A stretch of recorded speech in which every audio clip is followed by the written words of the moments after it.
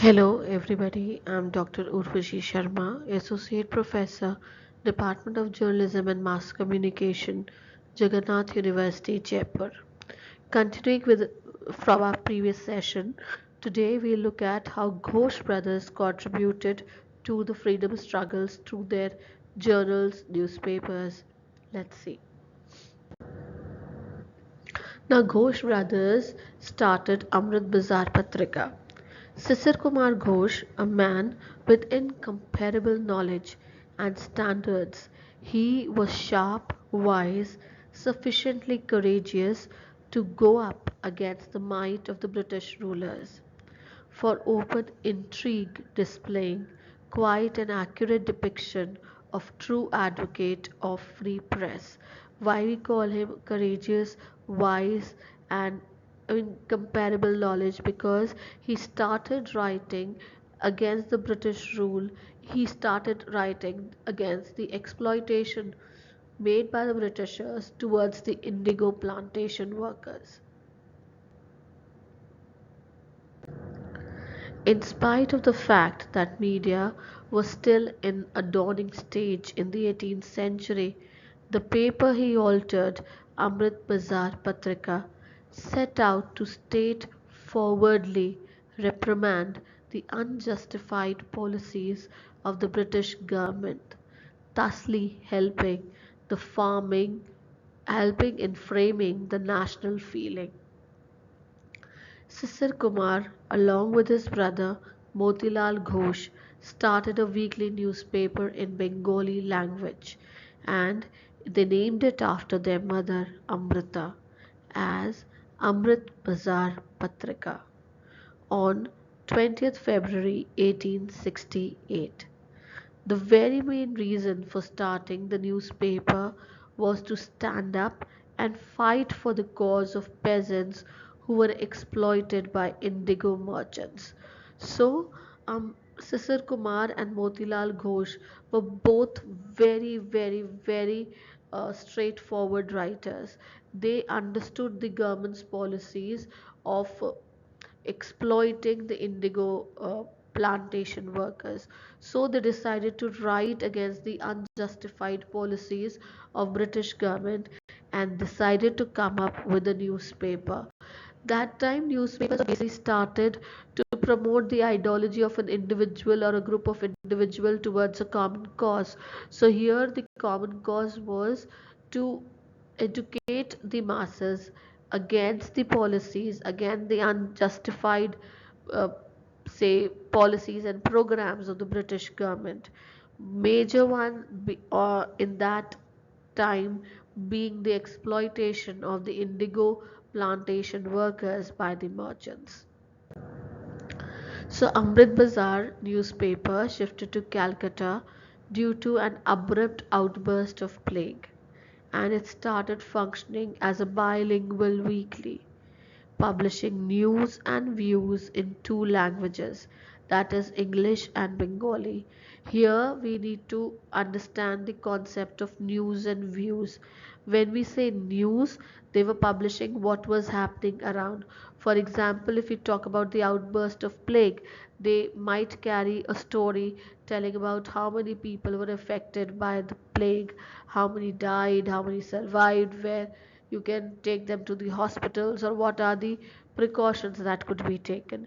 When we talk about views, it was about views regarding how an individual, the writer, was feeling, the opinion of the writer towards the exploitation of the, say, indigo peasants by the merchants, or the unjustified policies of the government.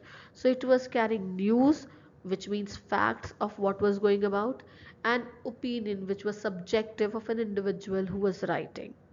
Since Ghosh was a fearless writer, there arise many situations where, due to his approach, Patrakarita was accused of sedition and fined repeatedly. Because he was a writer, he was putting on his opinion and news regarding the, say, policies and programs of the British British rule or British Empire. So there was always a legal binding on the Patrika, and they were fined because of its anti-governmental approach, right? Because of its anti-government approach and influence amongst the people was thrown in the flesh of the government. Under the editorialship of Ghosh, Amrit Bazar Patrika became to be known as a nationalist newspaper during the British rule. Why nationalist newspaper? Because it was fighting for a common cause, that is nationalism, uniting people to fight against British rule by highlighting the unjustified principles, policies, and programs of the empire. Firstly, it was edited by Sisir Kumar's younger brother, Motilal Ghosh, who did not have any formal university degree, but was a self-taught person. The paper got instant popularity because of its honest coverage and causatic campaign against the injustice. Why honest coverage? Because it was reporting what was happening, which means the truth was being reported, the accurate facts were being reported. Causatic, because it was fighting for a common cause. The common cause could be how the merchants was exploiting the indigo plantation workers, or how the government policies and programs would exploit the Indian masses, right? And they were uniting people. The common cause was to unite people or imbibe in them the spirit of nationalism. Vladimir Lenin described Amrit Bazar Patrika as the best nationalist paper in India. Amrit Bazar Patrika indeed had an important role in the growth and evolution of Indian journalism. During the Indian freedom movement, newspapers played a vital role in arousing the sentiments of people about the motherland and motivating people against the misrule under the British rule. In this context, the role played by Amrit Bazar Patrika Group was so prominent that the national leaders were depending on Amrit Bazar Patrika for what? For correct and accurate information, and for getting the genuine inspiration, because the people who were putting on their opinion pieces in the paper were very learned men. They would talk about the atrocities, they would give a different angle to the entire situation, which was very very important for any nation who was moving towards the path of nationalism and independence. As a dynamic editor, Ghosh portrayed the mismanagement of Britishers in December 31, 1868 through his paper by writing, "The Bengalis are resolved to contradict the oppression of the Englishman at each progression." So he wrote about how the British government was not able to manage things, right? Now, Sisir Kumar Ghosh, the founder editor of Amrit Bazar Patrika, always believed in the policy of the survival of the fittest, apprehending ill or motive and stringent action by the government. Under Vernacular Act, he made its editor to convert it into a full-fledged English weekly with effect from 21st March 1878, the second week of operation of the Act. Whether it was financial misuse or denial of common freedoms, Patrika went against all the administrations, blasting against the decision colonists through its reportage and publication. So it is very interesting to note that Sisir Kumar Ghosh, who was the founder editor of Amrit Bazar Patrika, believed that only the fittest could survive. So, keeping that in mind, the moment the Vernacular Press Act came into being, when they were putting every checks and balances on the vernacular paper, since Amrit Bazar Patrika was also vernacular paper, he decided to publish it in English overnight, making it bilingual, which means it was published in Bengali also, it was published in English also, because the English newspapers escaped the brunt of the Vernacular Press Act. So he started publishing it in English, and he continued his ideology to be a causatic newspaper, to be a newspaper which was giving truth, accurate facts to the people of the country. And he made sure that through his paper, he made sure that his paper acted as a watchdog of society and brought to light all the state administration's misdoing, blasting against the colonist policies which were against the, say, well-being and the social well-being of the masses, and reported it extensively in its publication. And finally, Amrit Bazar Patrika turned into a daily and became to be known as the first Indian claimed English paper to attack insightful news coverage. So 1891, Amrit Bazar Patrika came out to be a daily rather than a weekly, and then it was giving uh, an insightful news coverage attacking the policies of the British government. Now, Sisir Kumar Ghosh also launched various forceful campaigns against the restrictions on civil liberties and economic exploitation in India. He wanted Indians to be given the important posts in the administration. Now here we can see how newspaper were fighting for a cause. The cause here was to give civil liberties to the people, A, then to protect people from economic exploitation by generating awareness about it amongst the masses, and thirdly, since uh, India is a country, it should be having people at important posts in the administration need to be an Indian, because they understand the social milieu and economic uh, milieu of the country, cultural milieu of the country. So he made sure that important administration position.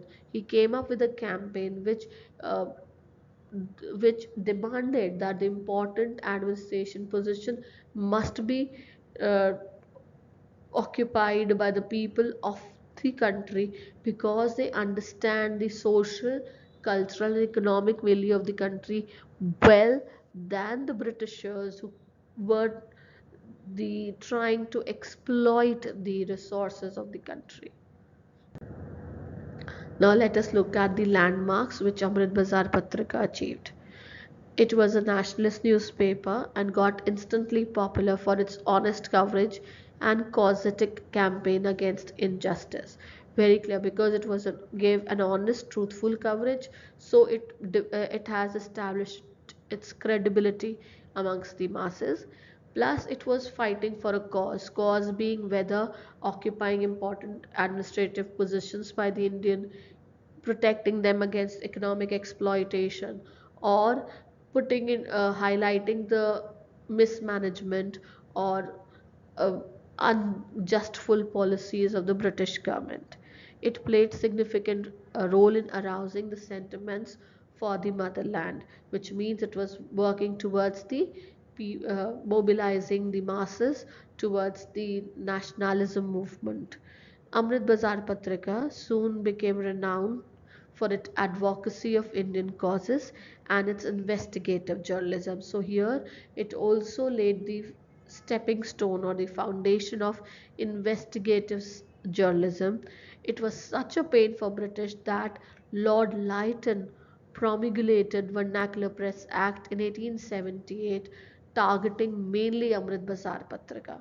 So the Vernacular Press Act came into being because the Lord Lytton wanted to attack or target Amrit Bazar Patrika, because Amrit Bazar Patrika was able to break a story which was investigative in nature, which brought British government into a bad light.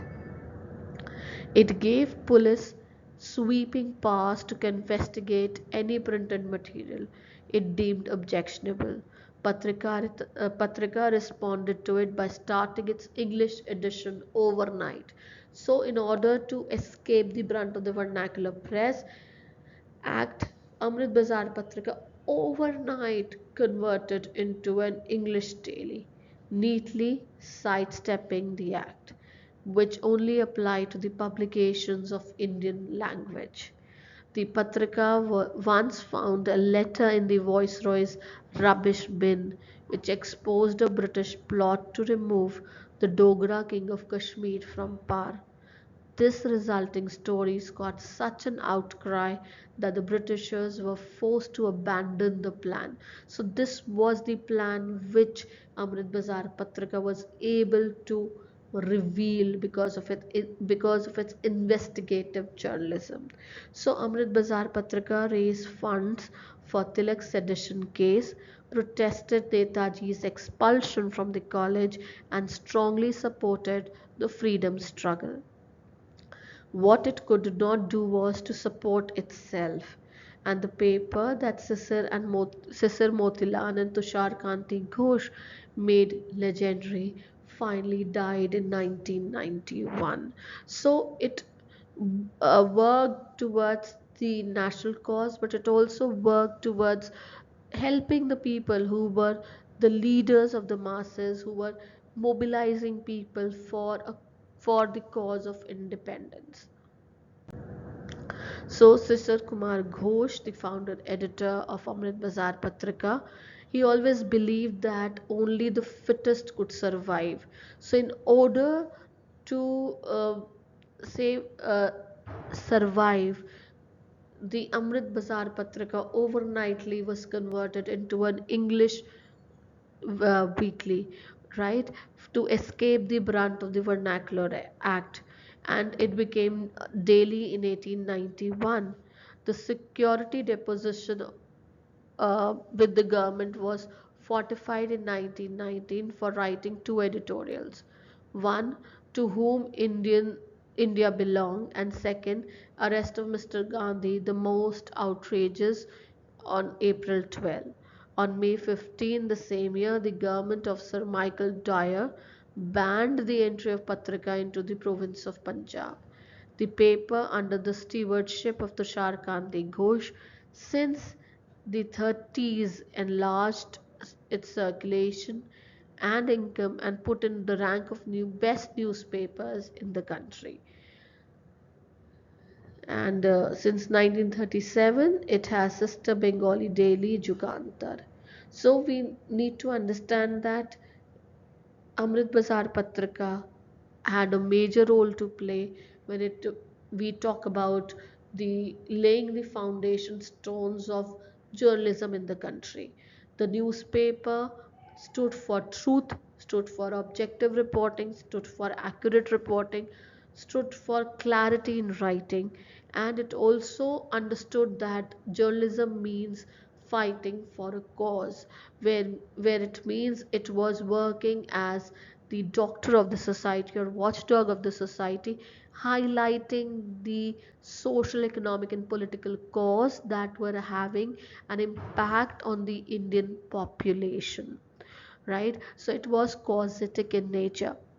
Then it also laid the stepping stone for investigative journalism in India, so much so that Lord Lytton has to bring about Vernacular Press Act targeting the popularity of Amrit Bazar Patrika. But Sisir Kumar Ghosh was clever enough to uh, start the publication of Amrit Bazar Patrika in English overnight in order to escape the brunt of the Vernacular Press Act and live up to the statement of survival of the fittest. Then it did not say shy away from writing strong editorials, which were again served as a fodder for the nationalist leaders and opinion leaders to mold the public for the common cause of nationalism and independence. So much was the fear of the Amrit Bazar Patrikas, genuine, accurate, and truthful reporting, that Amrit Bazar Patrika was denied the entry into the province of Punjab by Michael Dyer because of the coverage it would give to the Jallianwala Bagh massacre. And it was so that the newspaper became very popular. It started as a weekly in Bengal, in Bengali, and then it became a daily in English, which had a profound impact not only on the masses, but it was a publication which Britishers feared because of its accurate, causatic, and strong writings. Thank you.